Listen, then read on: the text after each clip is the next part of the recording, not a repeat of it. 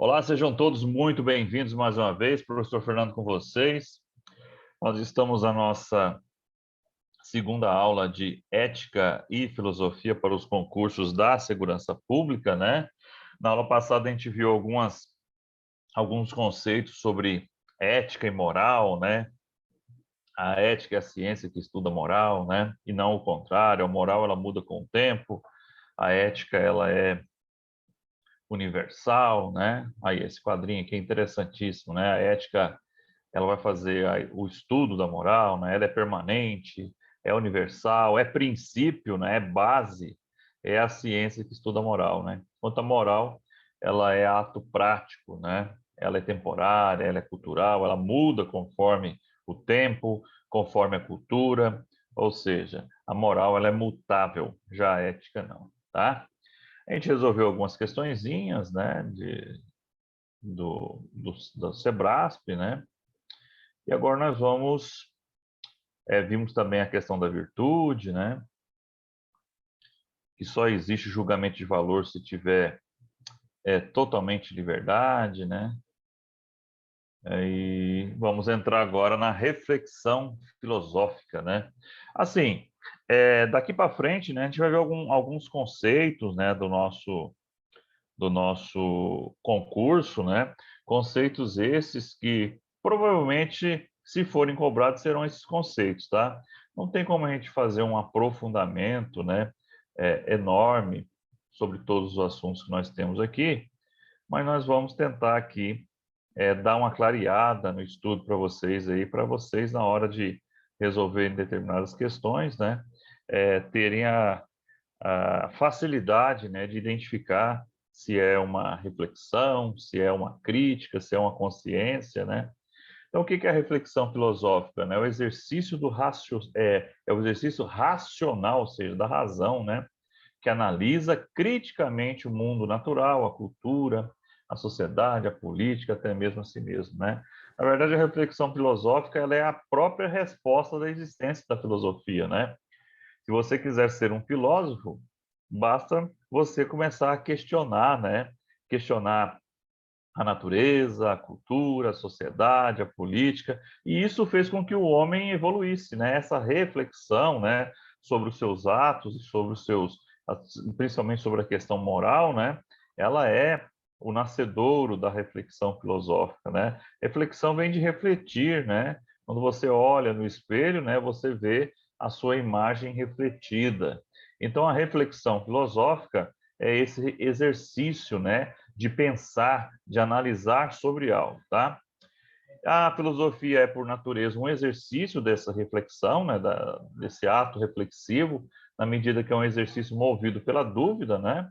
A gente costuma dizer que é muito mais fácil obter respostas do que fazer uma pergunta, às vezes, né?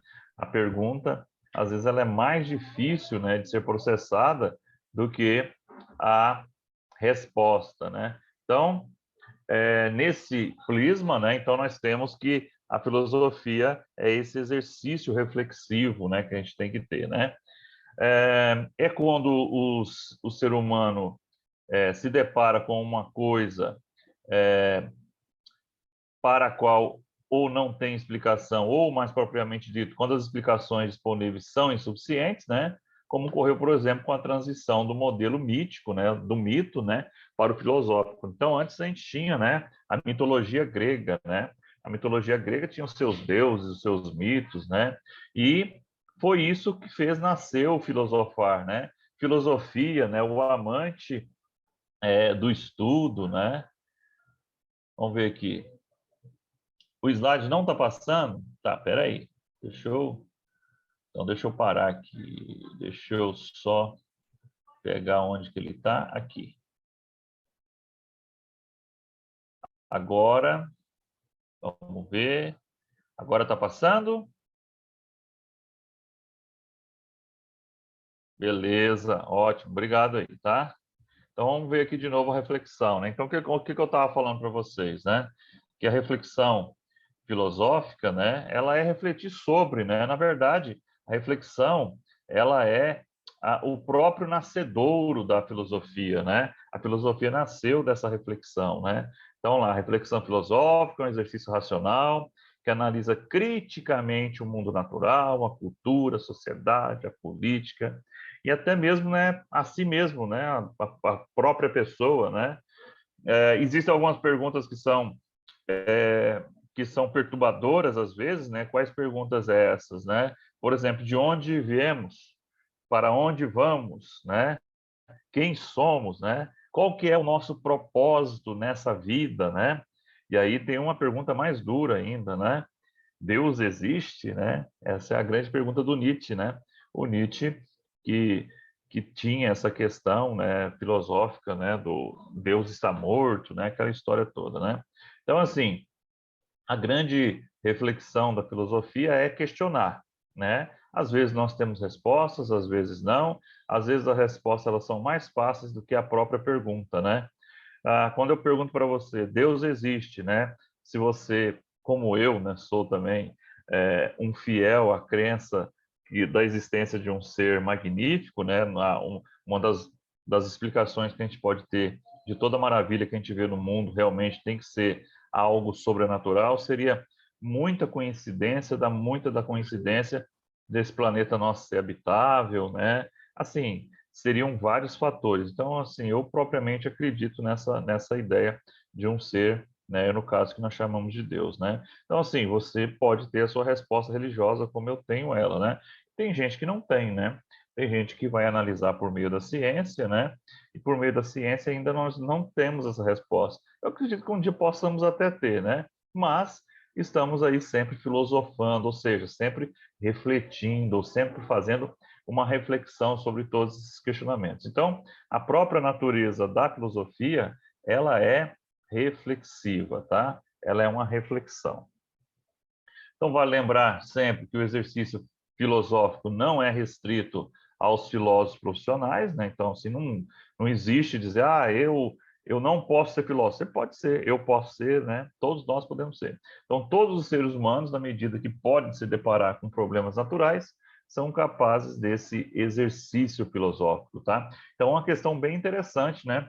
Sobre a nossa prova, né? Pode perguntar, olha, para ser filósofo, né, ou ter pensamentos filosóficos, é preciso ser um filósofo formado? Não. Né? A nossa essência já é uma própria filosofia, a nossa reflexão e a nossa crítica, às vezes, ela já é um aspecto filosófico, né? Aí você pode ir lá para Descartes, né? Penso, logo existo, né? Essa pergunta ela é maravilhosa, né? Essa pergunta não, essa afirmação, na verdade, né? Olha só que eu tenho consciência da minha existência, né? Penso, logo existo, né? Pode ser alguém achar, isso é muito banal. Não, não é banal, não. Isso é muito profundo, né? Outra frase célebre que cai muito em concurso também, né? Que é a frase do Sócrates: só sei que nada sei, né? Só sei que nada sei e sábio é aquele que reconhece isso, né?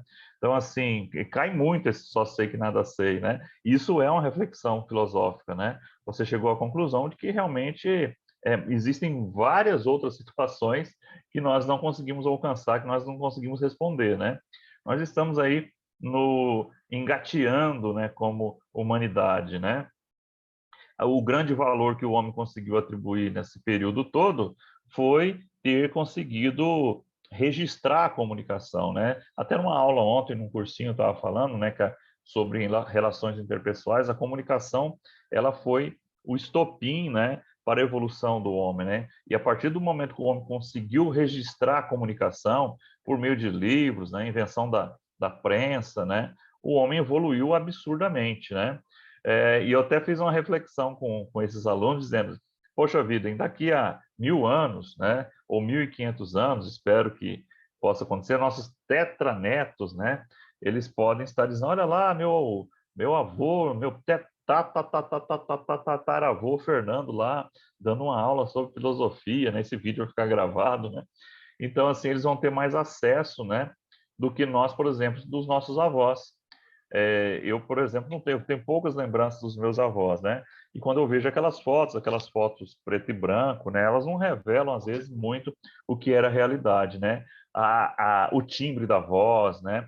Tudo isso as pessoas vão ter esse sabor lá no futuro, né? Os nossos as nossas gerações futuras, elas poderão ter acesso a tudo isso, né?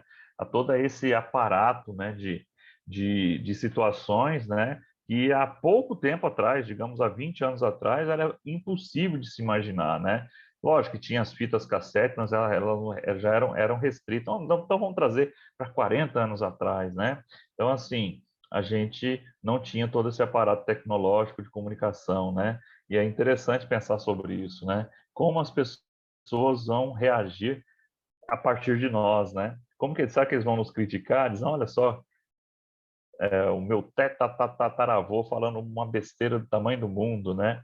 Ele fez aquela pergunta sobre se Deus existe, né? Interessante, né? Mas é assim, então, com o passar dos tempos, né, o homem conseguiu, por meio da comunicação, né, gravar esses registros e cada vez ficando mais é, interessante a vida humana nesse sentido de se aprender, né? As pessoas têm uma maior facilidade hoje de entender as coisas em função de que nós somos bombardeados de comunicação. Então, acabei de fazer uma reflexão filosófica aqui, né? E a consciência crítica, né? Que tem muito a ver com isso, né? Tá no nosso edital também. O que é a consciência crítica, né? É a percepção imediata do sujeito daquilo que se passa, né? Dentro ou fora dele. Então é interessante. A consciência crítica também, ela é responsável por esse avanço que a gente tem, né?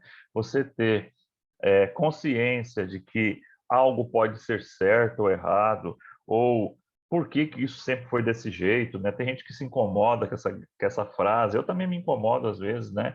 Às vezes a gente escuta, né, as pessoas dizer, por que isso é feito desse jeito? Ah, porque sempre foi assim, né? Então, a consciência, né, a consciência crítica, né, ela é essa percepção, né, de que algo pode estar fora dos eixos, né? E a gente realmente faz essa consciência crítica sobre essas coisas. Então, é através das maiores fontes de problema de toda a filosofia, por ser ao mesmo tempo o fato mais básico e também o que mais traz dúvidas quanto ao que é o que é na realidade, né? Então, assim, temos essa situação. A consciência pode definir-se como um conhecimento que o homem possui de seus próprios pensamentos, sentimentos e atos, né?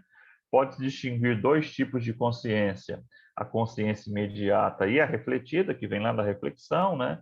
A consciência imediata ou espontânea caracteriza por ser a que remete para a existência do homem perante a si mesmo, né? No momento em que ele pensa ou age sobre isso, né? Então, é sobre a existência humana, né? E a consciência refletida ou secundária é a capacidade do homem recuar perante os seus pensamentos, né? Julgar, fazer análises, né? Então, a partir do momento que eu consigo essa questão da existência, né? Eu penso, logo existo, né? E também que é a questão dessa consciência imediata, né? Consciência de existência, né? Eu também tenho a secundária, que é a do julgamento, né? A da análise, né? Então, a partir do momento que eu tenho consciência da minha existência, né, que é a consciência imediata, eu vou para a segunda consciência, que é a secundária ou a refletida, que é agora fazer o julgamento a partir daquilo que eu sou, daquilo que eu conheço, né? Então, assim, a consciência, ela tem tudo a ver com a reflexão, né?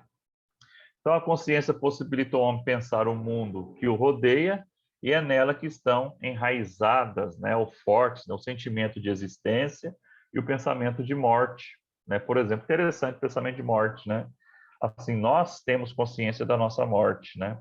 Não vou dizer que os animais não tenham, porque às vezes os animais também têm esse sentimento, mas eu não sei, né? Mas eu tenho plena certeza que nós, seres humanos, somos especiais nesse sentido também de ter consciência da nossa morte, né? Todo mundo tem consciência que um dia vai morrer, né? E esse consciência de que um dia vai morrer, ela é um aspecto muito importante na nossa vida, né? Então a consciência é a essência do ser humano e fonte de conhecimento e de verdade, né? Então assim, esse sentimento enraizado, né, perante a nossa vivência, né, essa consciência de que nós temos esse pensamento que um dia nós podemos morrer, é a consciência, né? Olha só, um dia nós não vamos estar mais aqui juntos, né? Aqueles que acreditam em um outro plano, né? Vamos encontrar nesse outro plano, né? Então, assim, essa consciência de existência, ela é algo primordial na nossa vida, ok? Então, de acordo com Descartes, né? Estou falando toda hora, estou falando de Descartes aqui, né? Estão aqui, tem aqui um pessoal cantando parabéns ali do lado, ali, desculpa aí. Então, vamos lá. Então, de acordo com Descartes, né? É o princípio do penso, logo existo, né? Então, existe essa questão aí do penso, logo existo, tá? Então, essa frase ela já caiu várias vezes em prova de concurso, então toda vez que vai cobrar um assunto sobre consciência, né? Essa frase ela é primordial, né? Que depois também ela tem um aspecto na reflexão, né? Penso, logo existo, né? A consciência de existência, né? E a consciência que um dia também vamos morrer.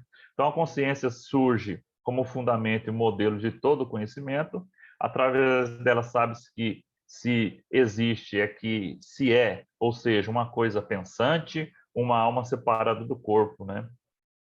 Para Spinoza, a consciência é a fonte de ilusões. Somos conscientes dos nossos desejos e representações, fato que torna a consciência um conhecimento incompleto, que mantém o homem ignorante das causas que produzem conhecimento verdadeiro e total. Assim, a consciência não é, de modo algum, lugar de conhecimento verdadeiro, mas sim causadora de ilusões, especialmente ilusões da liberdade, né? Nós somos iludidos da nossa liberdade, exatamente, né? Muito bem. Existe ainda a consciência moral, né? Que a gente inclusive até citou sobre ela, né? Que é a consciência que os seres humanos possuem de que permite distinguir de uma ação tem uma questão moralmente prescrita ou proibida, né? E segundo Nietzsche, né? A consciência moral é a voz da consciência, né? Aquela voz que fica dentro da gente. Na realidade, a expressão de sentimentos que não tem nada de moral. Na verdade, é velho peso que fica na sua consciência. Você fala, nossa, estou com a consciência pesada, né? Fiz um ato. É a chamada consciência moral, né? Então, a consciência moral é o peso de consciência, tá? Mas sobre a consciência, né, esse aspecto todo, gente, eu posso quase que apostar com vocês que se cobrar consciência, cobrará-se o pensamento do Descartes no penso, logo existo, né? E o que quer dizer esse penso, logo existo? Se eu consigo ter consciência da minha existência, é a coisa mais perfeita que existe. É magnífico isso, né? Ter a consciência de que nós existimos, né? E aí, com ela vem uma consequência nefasta, digamos assim, né? A consciência de que um dia vamos morrer, né? Que um dia vamos sair desse plano, né? De alguma forma, essa consciência ela é libertadora, né? Como falou ali, o Spinoza fala, né? E ao mesmo tempo não é, né? Ela nos deixa preso nessa angústia, né? De sempre aí querer entender essa nossa existência, tá ok? Muito bem. Agora vamos ver outro item de ética dentro dos conceitos, né? Ética e direitos humanos, né? Uma coisa que vocês da polícia vão lidar muito, né? Que é a questão da ética e os direitos humanos, né? Então, assim, é interessante, né? Podemos afirmar que a questão dos direitos humanos não é apenas uma questão social, política ou jurídica, né? Não é realmente, é uma questão de existência, né? De uma questão de ética e moral, né? Então existe uma relação muito estreita entre os direitos fundamentais, aqueles que estão lá no caso dos brasileiros, né? No caso na Constituição, a todo e qualquer indivíduo e a ética. Então existe uma relação próxima, né? Dos princípios éticos, né, junto com os nossos direitos fundamentais, né? Sim, tá? Essa aula ficará gravada, tá? O pessoal está perguntando se vai ficar gravada, além dos estudos, com certeza, tá bom? Eu vou ver se eu vou distribuí-la aí pro Projeto Gênesis também, né? E pro Bravo. Vamos ver, vou pensar. Vou ver se o pessoal tá bonzinho, se o pessoal vai me seguir no Instagram lá, vamos pensar, tá? Mas com certeza nós teremos essa aula lá no Além do Estudo, tá? Então, se do ponto de vista jurídico podemos dizer que o Poder Judiciário compete impedir que os direitos humanos sejam violados, se do ponto de vista político e social podemos afirmar que é preciso considerar quais políticas públicas e de Estado são melhores para garantir o acesso a esses direitos fundamentais, né? Aqui nós temos que fazer uma diferencinha bem pequenininha aqui entre políticas públicas de Estado e políticas públicas de governo, né? As políticas públicas de Estado são aquelas que são permanentes, né, até certo ponto, né?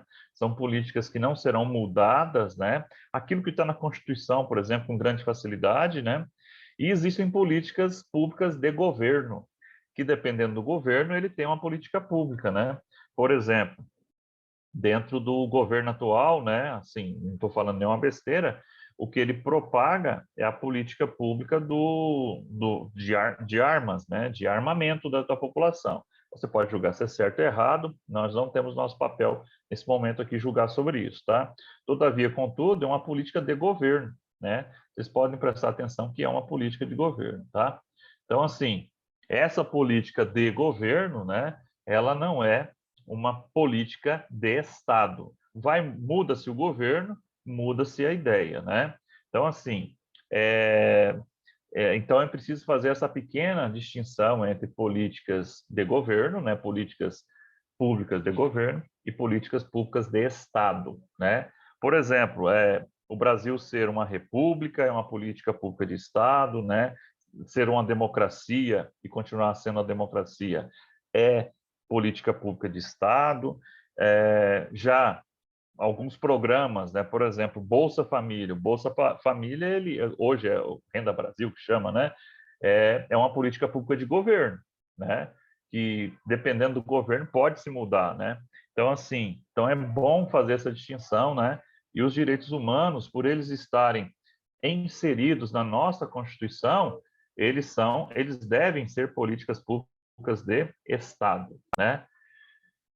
Então, a questão dos direitos humanos, a luta por tais direitos deve ser entendida como uma poderosa ferramenta de transformação social, né, com o objetivo de construir uma sociedade justa e solidária.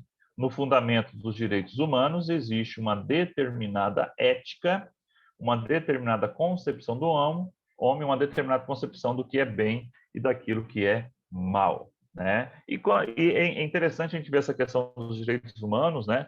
Toda vez que fala de direitos humanos, a gente sempre lembra, né, da questão, né, dos direitos da pessoa que está encarcerada, né?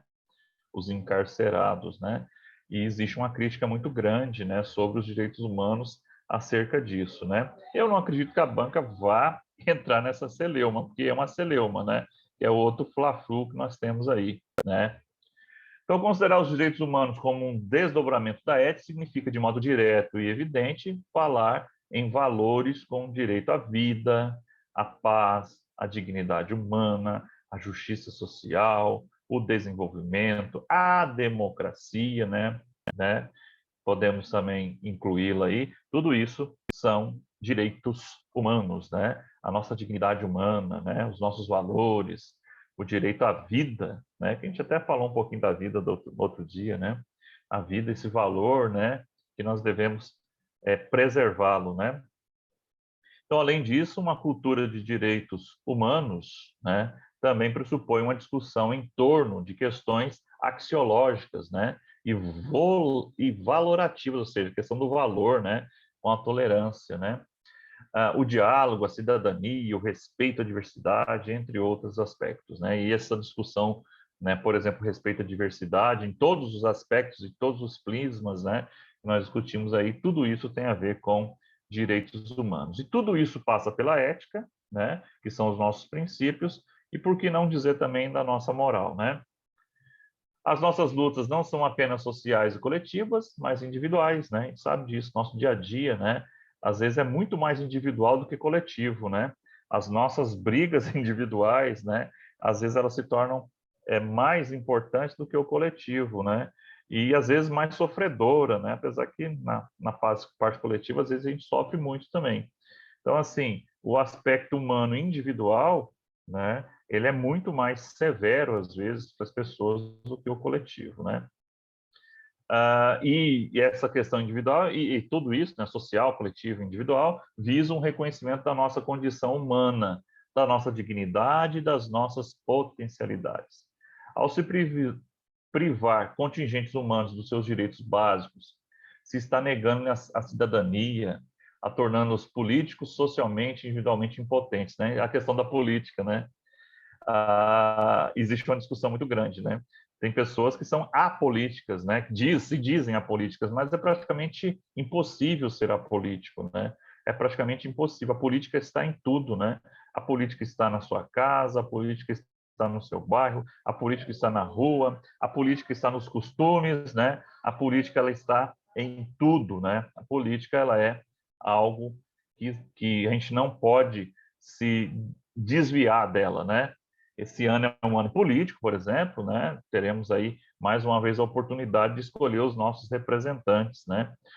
Na democracia é isso, a democracia o poder é do povo e por meio desse poder do povo, o povo outorga, né, aos seus dirigentes, né, que eles sejam os nossos representantes, né? E os nossos representantes mais ferrenhos, as pessoas às vezes não se ligam nisso, né?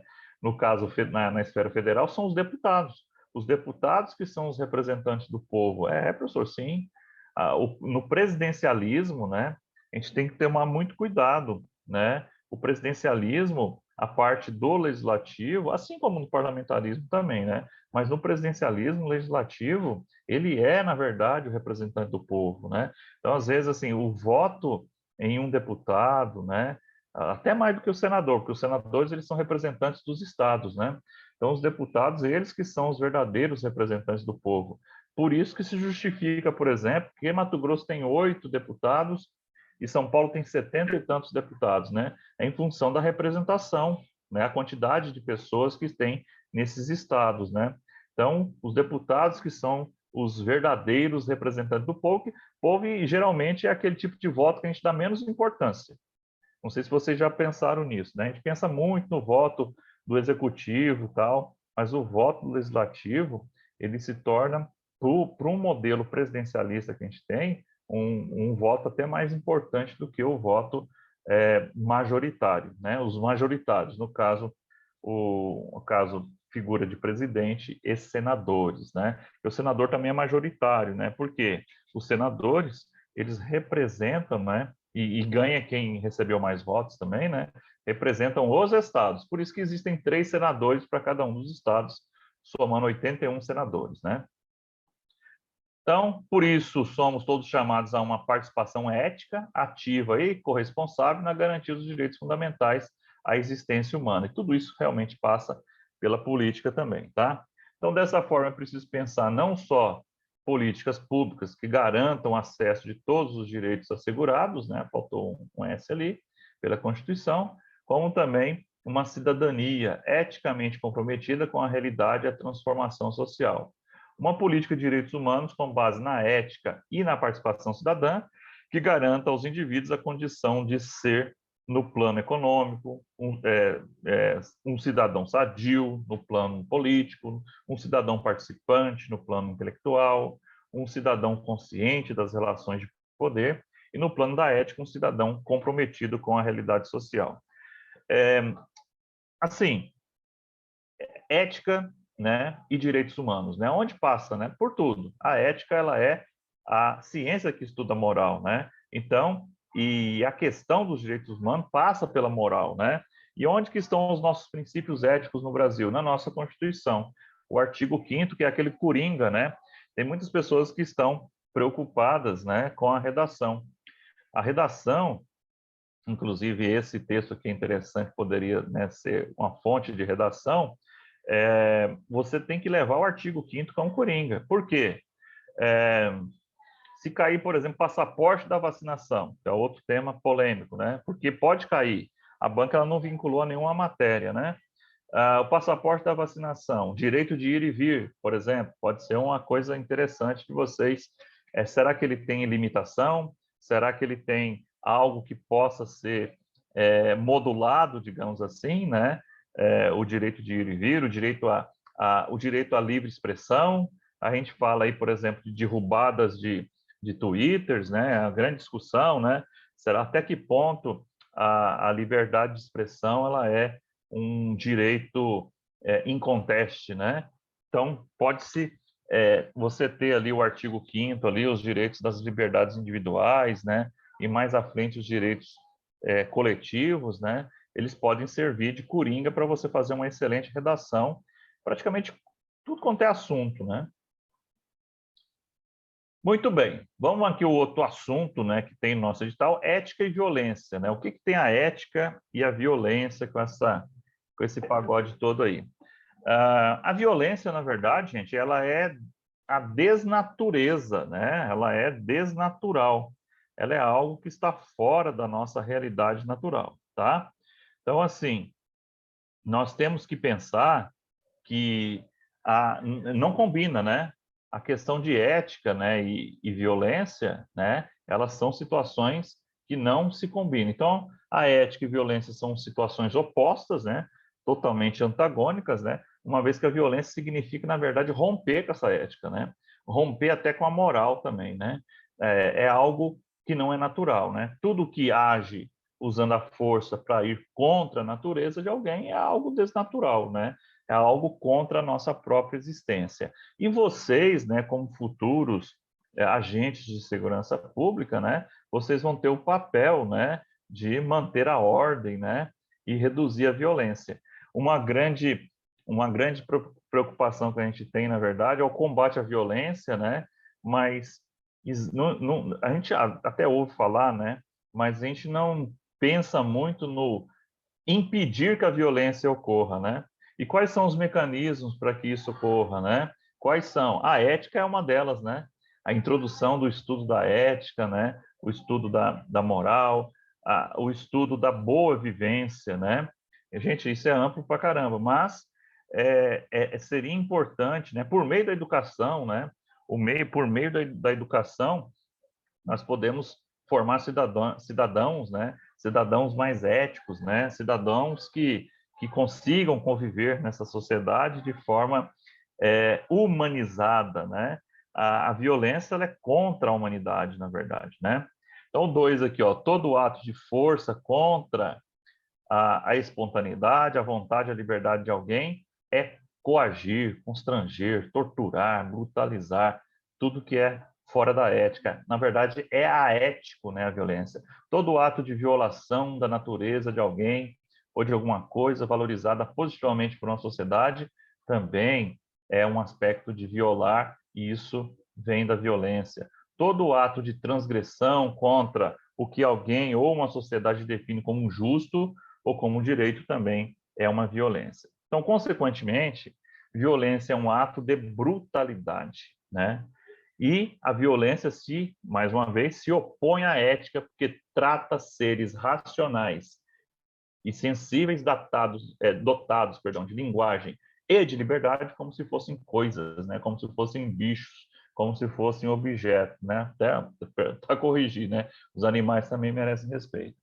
Isto é, tratam nós, né, como irracionais, como insensíveis, como mudos, como inertes ou como passivos, né? A violência, ela é a própria brutalidade. A violência, ela é a antiética, né? E vocês terão o papel de corrigir esse prumo aí quando vocês estiverem na segurança pública, sempre pensando, né, na questão de evitar a violência, não combater, né? Combater a violência também, mas evitar a violência eu acho que é o grande desafio. E uma das formas é por meio da educação. A violência real é ocultada por vários dispositivos, né? Um dispositivo jurídico que localiza a violência apenas no crime contra a propriedade e contra a vida. Então nós temos esse problema, né? A violência ela é algo mais amplo do que isso, né? Nós não podemos esquecer que existe, por exemplo, a violência de um pai, por exemplo, que quer obrigar a escolha de um filho de um determinado curso, por exemplo. Isso é uma violência, tudo aquilo que viola, né?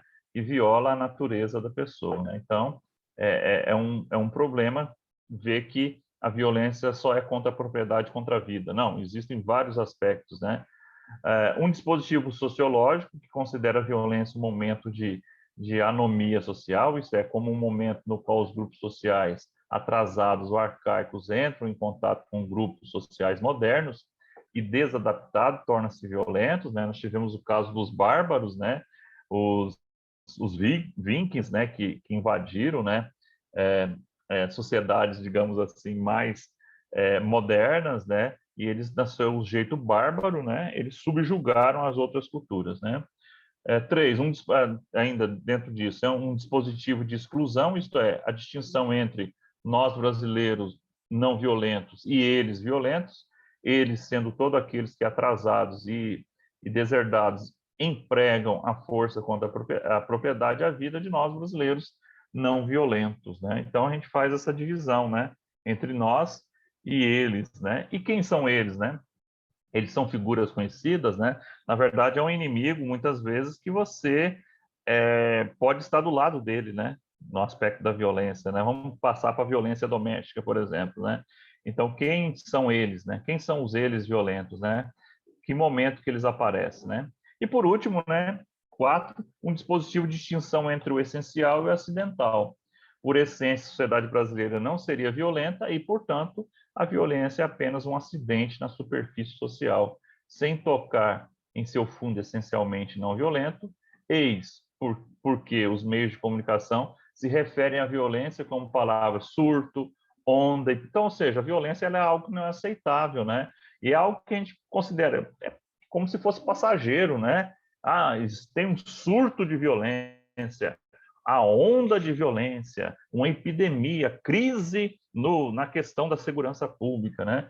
Então, esses termos indicam que seja algo passageiro, algo acidental, né? E às vezes a gente não consegue enxergar, né, que a violência ela não é esse surto, essa onda, ela está aí, né? Nós temos que arrumar um jeito, né, de combatê-la, principalmente de preveni-la, né? E mais uma vez eu digo que uma das formas de prevenir a violência é por meio de um país socialmente justo, né? Nós vivemos num país que ele não é, você pode ser de qualquer definição que você seja, você não pode concordar que o Brasil é um país socialmente justo, né? No Brasil, por exemplo, não se cabe pensamentos ultraliberais, né? É um absurdo alguém dizer, por exemplo, que fim do SUS não pode, a gente não tem condições, a nossa desigualdade social não permite isso, né? Não ter um estudo público também, isso também é um absurdo. Não que, assim, e vocês podem ver, né, que o Brasil ele é esse ser híbrido, né? Você tem governos que nós já tivemos todo tipo de governo possível, né? E esses assuntos, né, como saúde, educação, uns deram mais importância, outros não dão mais importância, mas uma coisa é certa, nunca acabará. A minha opinião é essa, já estou dando a minha opinião, né? É uma questão de que é uma necessidade, né? A gente viu lá a teoria das necessidades humanas, né? Saúde e educação no Brasil e segurança pública, né? Que a segurança ela é o próprio contrato social que a gente vai ver logo à frente aqui. Então, a segurança pública, a saúde e a educação são três elementos, né? Que o Estado, eu falo Estado brasileiro, né? Aí no caso do Brasil, ele não pode se desfazer nunca. Não tem como a gente fazer um comparativo, por exemplo, com os Estados Unidos. Não há. Esse tipo de comparação, ele é inócuo, não serve para nada. Nós não somos os Estados Unidos e eles não são o Brasil. Lá, algo pode funcionar de um jeito que aqui não funciona, principalmente por causa de um fator que as pessoas às vezes esquecem. O Brasil é um país desigual. O Brasil, ele nasceu da desigualdade, né? Então, esse país desigual, ele não pode ser comparado com um país onde a gente sabe, né, que tem melhores condições para a gente. É uma comparação injusta. E o modelo que é de lá, às vezes, não funciona aqui, né? Vamos lá, bioética, né? Bioética é outro assunto interessante, tá? A bioética, ela é do ramo da vida, né? Biovida, é a vida, né? E esse assunto, né, é até um pouco estranho dele estar no edital de vocês, porque não, até certo ponto não, mas em outros sim, porque o que a gente encontra muito dos conceitos da bioética é principalmente na área da saúde, tá? Os textos que eu vou estar aqui, eles vão estar referenciados principalmente a relação médico e paciente, né? Mas o que nos importa é conhecer quais são os princípios da bioética, tá? Um assunto que possa cobrar. E existem esses princípios. Então, os conceitos que definem bioética, né, a chamada ética da vida, é que esta é a ciência que tem como objetivo indicar os limites e as finalidades de intervenção do homem sobre a vida, identificar os valores de referência racionalmente proponíveis, denunciar os riscos das possíveis aplicações, né? Na verdade, vocês, por esse conceito, também tem a ver com segurança pública, né? Quando vocês forem combater algum criminoso, né? Será que você tem direito sobre a vida dessa pessoa, né? A pergunta é essa, né? O Brasil tem pena de morte? Não, não tem pena de morte, né? Então, essa questão, né, da intervenção sobre a vida de um homem, né, ou de uma pessoa, né, é a bioética, né? O que é ético, né? E aí a gente pode pensar também, né? Imagine a situação dos médicos lá em Manaus no ano passado, janeiro, mais ou menos essa época no ano passado, né? Em que eles tinham que decidir quem ia viver e quem ia morrer. É um aspecto da bioética isso, né? E aí, quem é que nós vamos escolher? Aquele que é mais jovem ou aquele que é mais velho? Aquele que tem mais condições de sobrevivência, né? É uma decisão gravíssima, né? Eu não queria estar nunca na pele de um médico desse ou de um profissional de saúde desse que teve de dizer esse vai receber oxigênio e esse não vai receber oxigênio, né? Deve ter sido decisões assim que provavelmente mexeu com a vida dessa pessoa, não tenho dúvida disso, tá? Só se a pessoa for totalmente fora da realidade, né? Não tem como, né?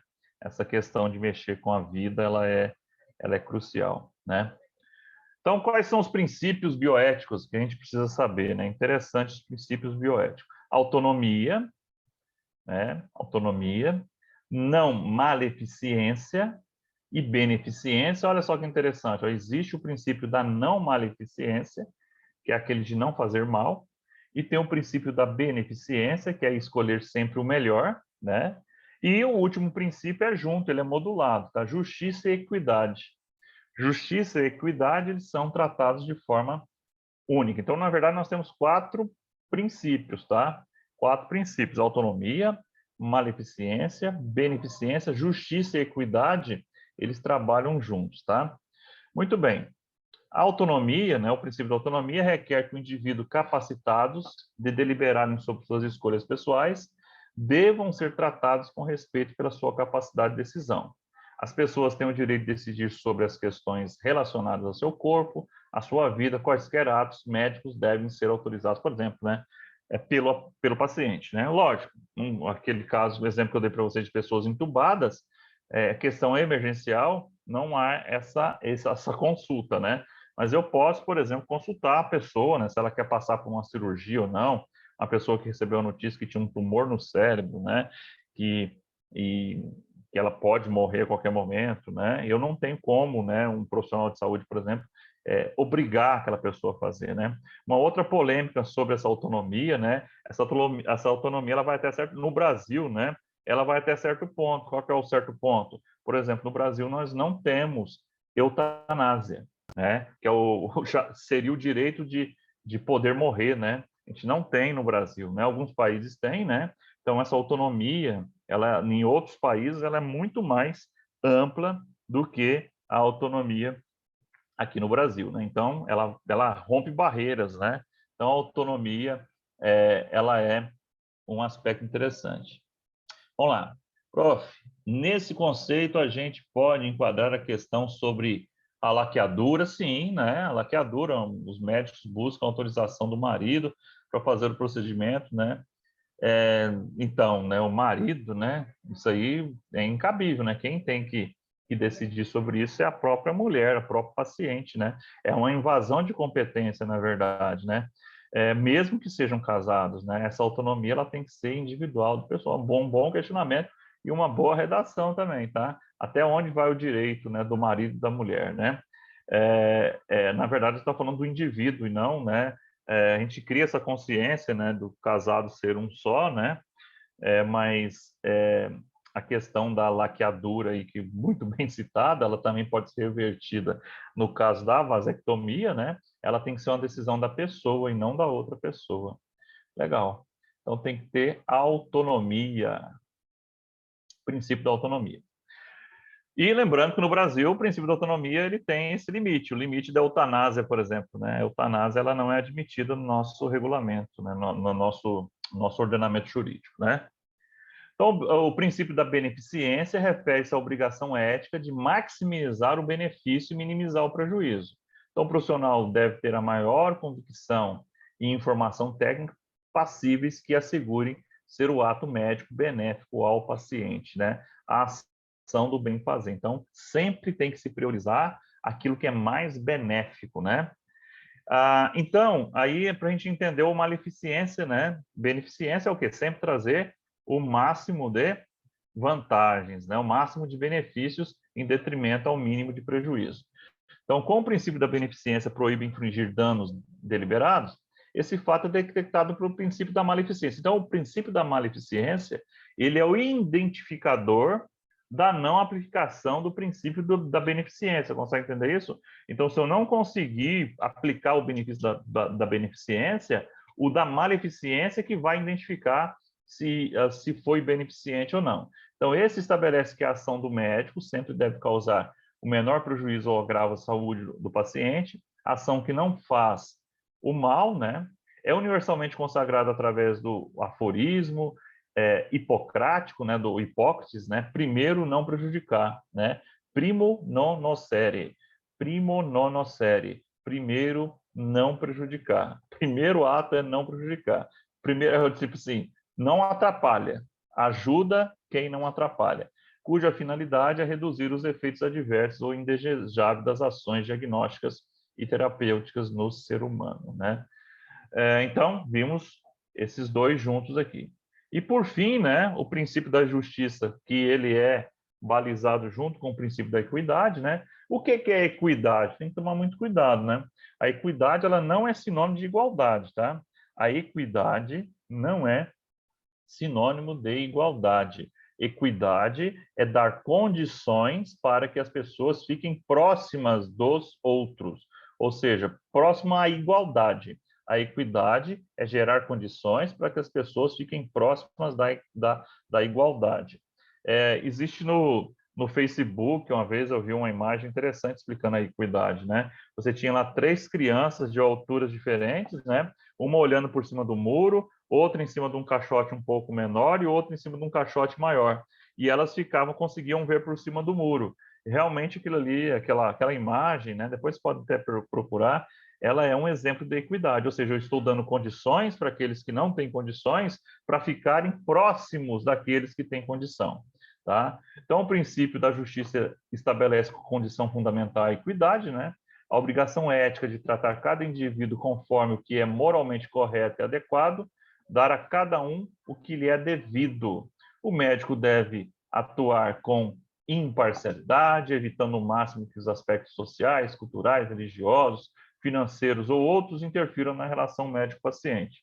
Os recursos devem ser equilibradamente distribuídos, com o objetivo de alcançar com melhor eficácia o maior número de pessoas assistidas. Então, a justiça, ela é uma forma de se garantir a equidade. O princípio da justiça ele existe para garantir o princípio da equidade. Por exemplo, uma pessoa com deficiência, ela precisa de recursos para dar equidade para as pessoas que não tenham deficiência, né? Por isso que a gente tem a acessibilidade, por exemplo, né? As questões de acessibilidade para o cego ou para a pessoa paraplégica, por exemplo, que anda de cadeira de rodas, né? Então, essas questões, né? E ela vem por meio da justiça, elas são questões para tornar algo equitativo. O Igor está falando, é igualdade feita por meio de ações afirmativas? Sim, as ações afirmativas elas são ações equitativas, tá? Por exemplo, a reserva de 5% para pessoas com deficiência em concurso, né? A reserva para pessoas negras, índios e pardos, né? Ou seja no vestibular, seja em concursos, né? São condições equitativas, né? São condições para trazer equidade, né? Para fazer algum ajuste aí em falhas que a sociedade já teve em outrora, né? Muito bem, então são esses os 5 princípios, né? Nós temos vamos voltar aqui para a gente pegar, né? Os princípios da autonomia, da não maleficência, da beneficência, da justiça e equidade sendo em conjunto ali, tá? Ética ambiental, ética e meio ambiente, né? Outro assunto que veio também como no nosso edital, né? Essa questão ambiental, apesar dela existir há algum tempo, né? A grande força dela é a partir da década de 60, né? Que o homem começou a ligar, né? O alerta de que alguma coisa errada estava acontecendo, né? O ser humano falou, peraí, o que está acontecendo? Por que está ficando mais quente? Por que os animais estão entrando em extinção com a rapidez maior do que em outros tempos? O que está acontecendo? A intervenção humana, né? Então, a ética ambiental, né, ela ganhou força, né, nesse conceito filosófico a partir da década de 60, né, que ampliou o conceito de ética enquanto da forma de agir do homem em seu meio social, pois se refere também à sua maneira de agir em relação à natureza. O homem deixa, né, a ideia de ser dono da natureza para voltar a ser parte da natureza, né? Então a ideia é essa. Então a ética ambiental, ela passa dessa consciência humana de dizer, nós não somos donos da natureza, nós não vamos sair regaçando com tudo aí e seja o que Deus quiser, né? Não, você faz parte da natureza, ô homem, ô cabeçudo, você faz parte da natureza, você é a própria natureza. Sem a natureza, a nossa existência ela não tem valor, ela não tem sentido. Por que não tem valor? O nosso oxigênio que nós respiramos é por fontes da natureza. Ah, professor, então é aquela história lá, Amazônia, pulmão do mundo? Não, lógico que a gente sabe que não é. Mas existem os corais, né? Na verdade, os grandes produtores de oxigênio são os corais nos mares, né? Mas que também devem ser protegidos, né? A questão de florestas, elas impactam nas chuvas, por exemplo, né? As chuvas, elas se propagam em função do mar, em função do calor, em função das florestas também. Isso é comprovado cientificamente, né? Então, essa ética ambiental, né, se ela cair para você, é isso aí. O homem deixou de ser dono da natureza para ser parte da natureza. Então, a ética ambiental emerge como uma ética, acima de tudo, política e social, de primeira ordem, une em suas diretrizes a racionalidade, os valores e práticas sociais objetivas. Seus princípios básicos são a sustentabilidade, a justiça social e a preservação e conservação. Lembrando que sustentabilidade vem de sustentação. E o tripé da sustentabilidade, vamos ver se eu trouxe ele aqui para vocês, mas se não trouxe, já vou falar para vocês. Não trouxe. A sustentabilidade era baseada em 3, né, ramos, né?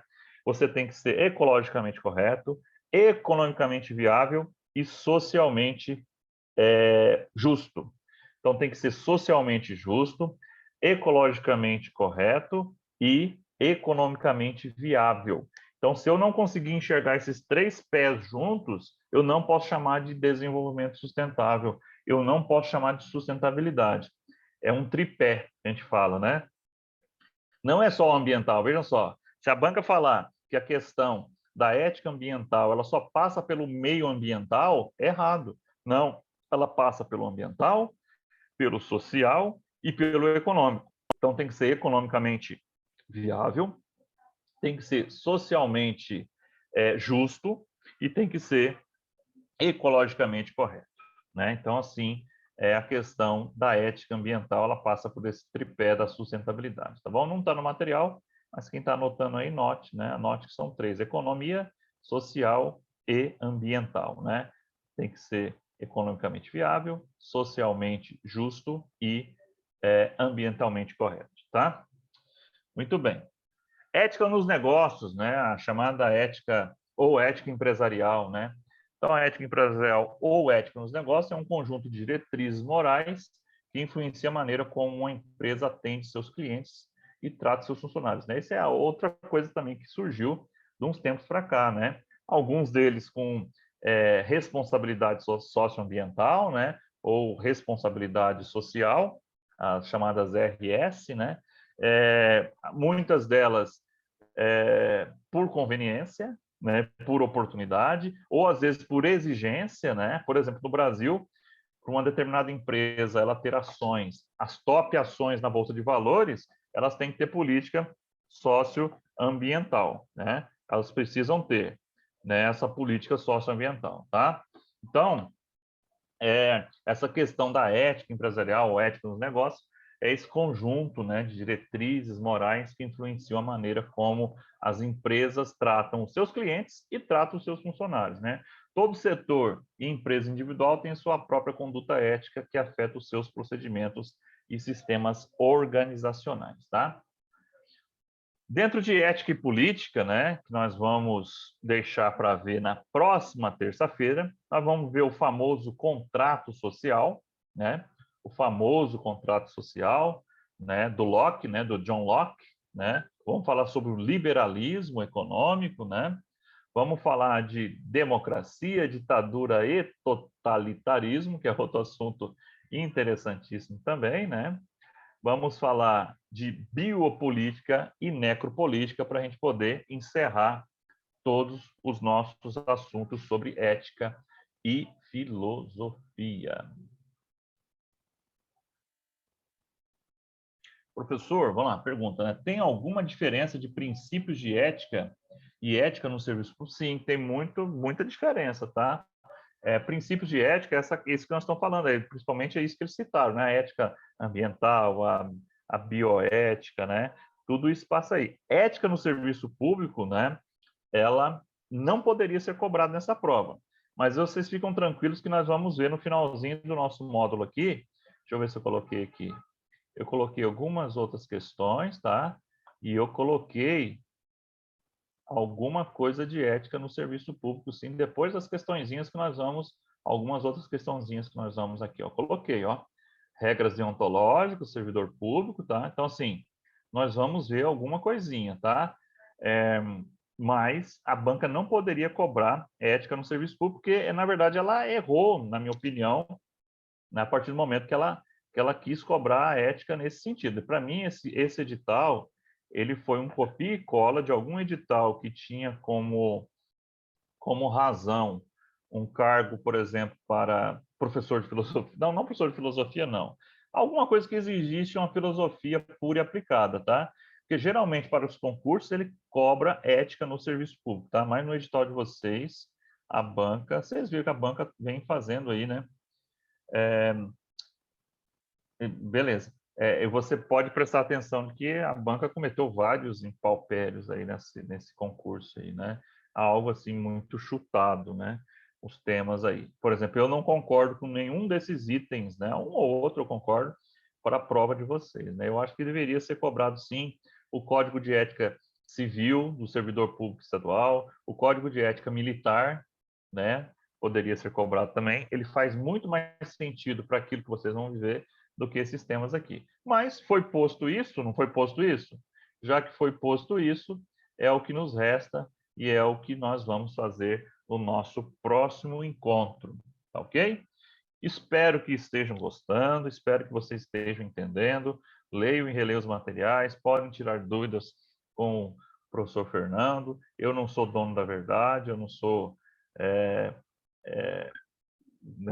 nada de especial. Eu sou uma pessoa que quer ajudar muito vocês e eu vou ajudar vocês com certeza, tá ok? Beleza? Muito bem. É isso aí.